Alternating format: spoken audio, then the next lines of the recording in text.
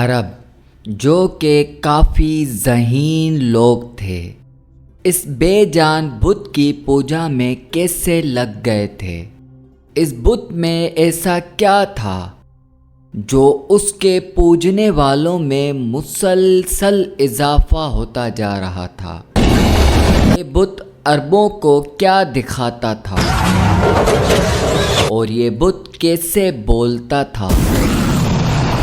کیا عزا نام کی یہ دیوی صرف بے جان بت تھی یا کوئی شیطانی طاقت؟ اس ویڈیو میں ہم عزا بت کی طاقت اور عربوں کی جہالت اور عزا بت کے بولنے کا راز اور عزا بت کے انجام کو جانیں گے۔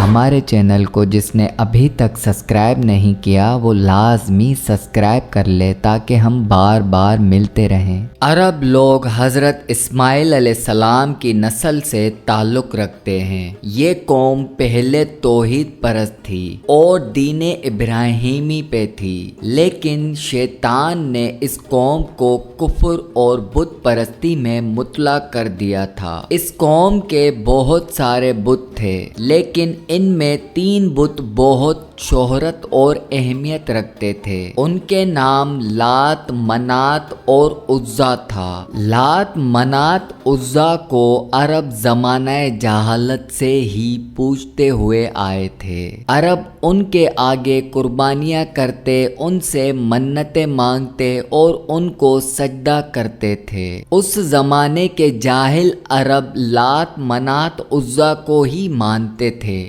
لیکن ان تینوں میں بلند مقام عزا کو ہی حاصل تھا۔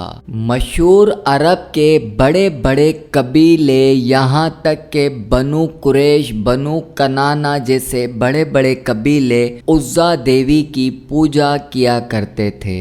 محققین نے لکھا کہ لات، منات، عزا تینوں بہنیں ہیں، جبکہ بعض نے لکھا کہ عزا لات منات کی ماں ہے اور لات منات بہنیں ہیں۔ ان مشرکین کے عقیدے کے مطابق لات امن، خوشحالی، رحم اور انتقام کی دیوی تھی۔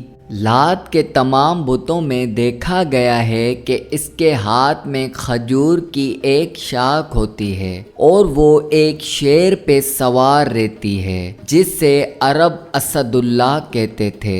منات دیوی کو قسمت، دولت، عزت، موت کی دیوی مانا جاتا تھا۔ لات، منات، عزا کے 3 بت خانہ کعبہ میں بھی رکھے ہوئے تھے، لیکن یہ صرف علامتی بت تھے۔ اصل بت جن کے مندر بھی بنے ہوئے تھے وہ ذات عرب میں تھے، جہاں پہ لوگ دور دور سے آ کر ان کی پوجا کیا کرتے تھے اور چڑھاوے بھی چڑھاتے تھے۔ ان بتوں کے سامنے قربانیاں بھی کیا کرتے تھے۔ توبہ نعوذ باللہ، عرب یہ مانتے تھے کہ یہ اللہ کی بیٹیاں ہیں۔ عربوں کے نزدیک عزا عزت، حفاظت، حسن، جذبات، خوبصورتی اور محبت کی دیوی تھی۔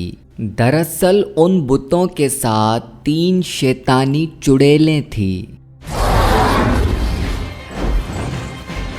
یعنی کہ مادہ شیطان ان بتوں میں تھی، اور ان بتوں کی حفاظت کے لیے اور لوگوں کو پوجنا سکھانے کے لیے مندر میں ایک پجاری ہوتا تھا جو لوگوں کو گمراہ کیا کرتا تھا اور چڑھاوے کی چیزوں کو خود سمیٹتا تھا۔ عزا کا یہ بت کرسان نامی ایک بستی میں واقع تھا۔ یہ ایک شاندار مندر تھا۔ مندر کے سامنے جوہو کے 3 درخت تھے۔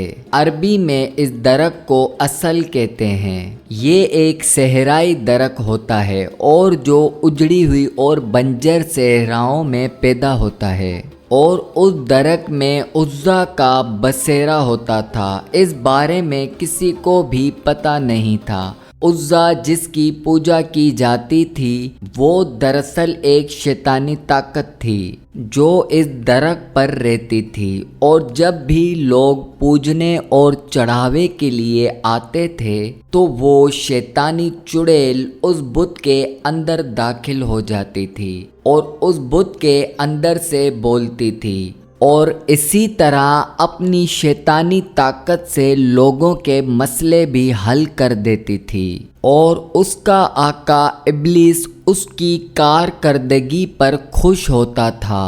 اور پھر جب اللہ نے آخری نبی حضرت محمد مصطفیٰ صلی اللہ علیہ وآلہ وسلم کو بھیجا اور آپ نے اللہ کی مدد سے مکہ فتح کیا تو کچھ دنوں کے بعد بتوں کی شامت آ گئی۔ خانہ کعبہ میں رکھے ہوئے بت توڑے جانے لگے اور اصل سچے رب کا نور چمکنے لگا۔ خانہ کعبہ کے بتوں کے بعد مندروں میں بنے ہوئے تمام بتوں کی باری آ گئی، اور خاتم الانبیاء نے حکم دیا کہ ہر جگہ کے چھوٹے بڑے بتوں کو توڑ دیا جائے، اور پھر اس طرح سے تمام چھوٹے بڑے بتوں کو توڑ دیا گیا تھا۔ اور کچھ محرکین کا کہنا ہے کہ فتح مکہ کے موقع پر منات کے بتوں میں سے ایک بت کو رازداری کے ساتھ عرب کی سرزمین سے نکال کر ہندوستان کی سرزمین کی جانب روانہ کر دیا گیا تھا، اور وہ موجودہ ہندوستان کے گجرات میں پہنچا دیا گیا تھا، جہاں اس بت کو ایک مندر میں منتقل کر دیا گیا تھا۔ محمود غزنوی نے 450 سالوں کے بعد ہندوستان پہ حملہ کر کے اس بت کو توڑ دیا تھا۔